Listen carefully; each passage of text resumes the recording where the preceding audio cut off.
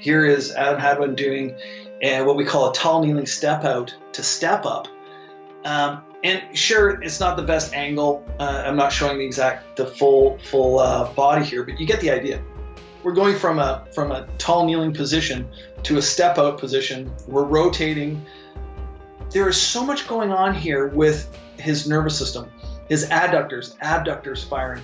The rotational slings, one is becoming a stabilizer, then the other one's becoming a prime mover, and then it becomes a stabilizer a second later, and then it reverses and becomes a prime mover again. I mean, the complexity of what's going on with his nervous system, you can't even, just to write down what is actually happening in his body right now would take a volume of synapses going on. Like, it's insane. So this kind of movement, it looks very simple. Hey, where's the weights, Jay? Someone actually said, this was an Instagram post I did, someone actually said, how much does that bar weigh that he's holding? And that's when I'm like, you just missed it. You missed the whole point of it, buddy. You missed it because it has nothing to do with the exercise. It just happens to be something that he's holding. It could be a golf club. And someone's thinking like, that's 50 pounds. What if I gave him 60 pounds? What if I gave him 100 pounds? It wouldn't change. It's about his nervous system.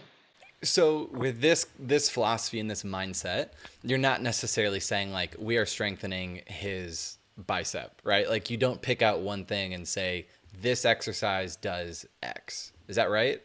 That is absolutely right. I'm working on his rotational slings and his ability to stabilize one segment of his body, and that becomes an anchor point for the other parts of his body to rotate around. And once he stabilizes each segment, then the next segment can now move. And sometimes those parts that are moving become stable segments a second later. That's why this is so complex. But this is like a high-level, high-threshold exercise. And not to get too in-depth, but we call these exercises the high-threshold exercises. And it's high threshold because it's involving very high levels of the nervous system interacting with his athleticism. Bench press and bicep curls are fine. They're not going to help your golf game.